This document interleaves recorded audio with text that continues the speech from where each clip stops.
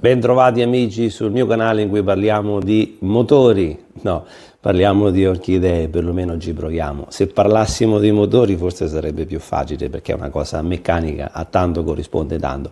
Invece parliamo di orchidee. Vi faccio vedere oggi un discorso importante dei vasi autoirriganti, se funzionano o come funzionano. Io qualcuno ne ho messo di vaso in questa maniera giusto per farvi vedere un po' la situazione, però ancora prima di farvi vedere la situazione vi voglio far vedere come funzionano i vasi senza pianta, come tirano sull'acqua, se funzionano in una maniera abbastanza pratica, perché prima di provare dobbiamo vedere un attimo se questa soluzione è funzionante per tutte le varie orchidee. Andiamo a vedere quel vaso che ho preparato per voi. Questo è il vaso dopo 8 giorni che l'ho messo in questa maniera, non c'è la pianta dentro, è solo per farvi vedere come lavora questo sistema di vaso.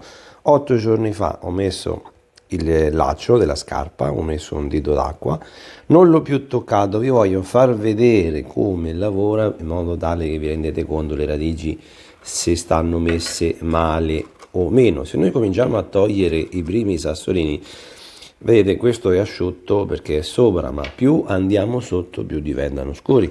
Quindi per farvi vedere lo facciamo insieme, così vi rendete conto se il lavoro che facciamo è un lavoro che rovina le radici. Basta che togliamo i sassolini, vi rendete conto che il colore è bagnato, ma non è zuppo o fracido. Vedete, sono due vasi praticamente, uno messo dentro l'altro, l'acqua viene tirata su solo dai due lacci della scarpa, che vedete ho messo i lacci della scarpa, potete mettere qualunque soluzione.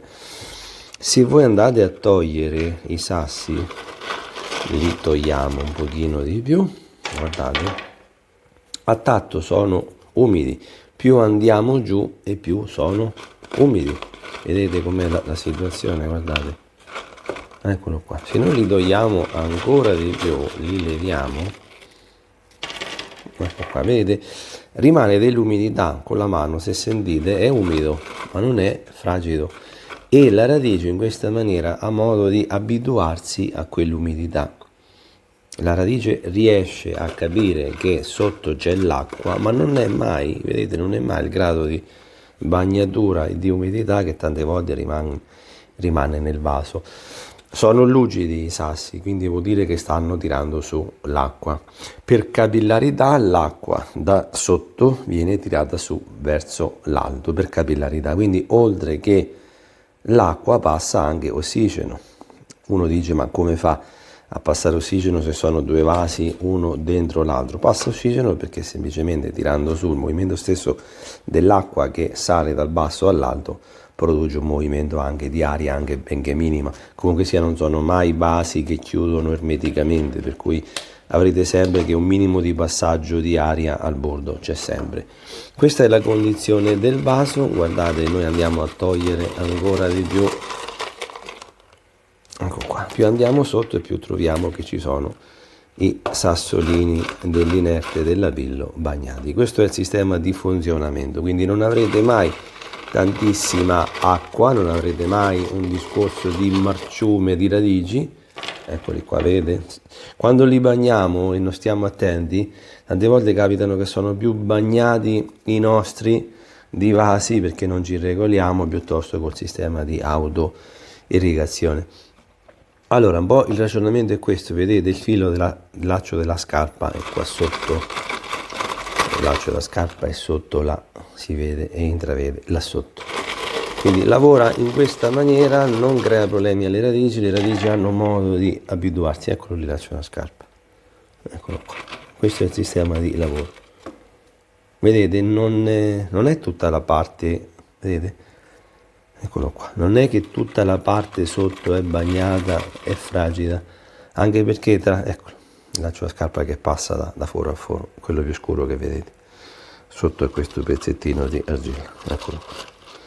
Quindi lavora nella maniera di capillarità, quindi chiaramente avrete un po' più umidità nel vaso, perché il problema del vaso principale è che questa tipologia di vasi qua tendono a rimanere asciutti. Il problema del vaso di plastica è che asciuga sopra e asciuga sotto. Quindi asciugando sotto la parte utile tante volte rimane questa centrale, queste due dita qua dove rimane più umidità. Tante volte mettere un sottovaso aiuta a mantenere proprio l'umidità alla base, sottovaso con dell'argilla aiuta proprio a mantenere un pochino più l'umidità alla base. Dopo questi ragionamenti, no? Mettete dell'inerte, mettete del bark, mettete qualunque cosa per poter mantenere intorno alla pianta un pochino più di umidità. Questo è un sistema auto irrigante, quindi potete lasciare la pianta automaticamente qui e fa tutto lei.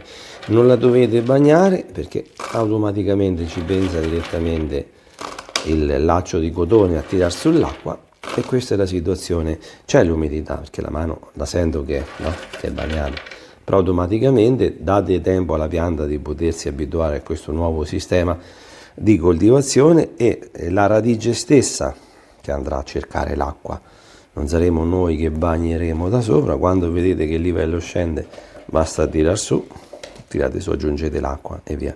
Questo è molto veloce come sistema, l'ho fatto proprio senza perdere molto tempo, giusto per farvi vedere come lavora. Quindi non è un materiale molto compattante, non è un materiale che non permette il passaggio dell'aria, è un vaso che si tiene per conto suo, che lavora per conto suo, e vi dovete scordare di bagnare o non bagnare, e poi fa tutto lui. Il sistema è questo. Bene, ho cercato quindi di farvi vedere un po' il discorso del lavoro dei vasi auto-irriganti, proprio perché nella coltivazione delle orchidee la cosa più importante è saper gestire le bagnature. Saper gestire le bagnature aiuta a poter farle vivere meglio. Questi sono tutti i Papiopedilum che stanno per aprirsi, una sferetta di sole, giusto per farvi vedere che cerchiamo di farli stare al meglio possibile. Quindi gestire le bagnature a livello domestico è una cosa un pochino complicata nel discorso proprio dell'umidità, per via del fatto che più acqua diamo e più è facile che li roviniamo noi. Quindi se potessero per qualche assurda maniera lavorare in maniera autonoma con l'autoirrigazione, intanto io la prova l'ho fatta, però nel video di oggi vi ho fatto vedere come funziona il vaso, e quindi possiamo star tranquilli che in qualche maniera una botta di vita gliela diamo a queste nostre orchidee, cercare di gestirle in casa. Questa è fantastica. Ho messo anche a lei nel vaso autoirrigante nonostante che era in fiore, quindi non ha dato cenni di sofferenza alcuna. Quindi ecco, vi faccio vedere, io faccio un po' da apripista per cercare di vedere se si riesce a lavorare in qualche maniera abbastanza decente per farle star bene. Quindi a presto, al prossimo video.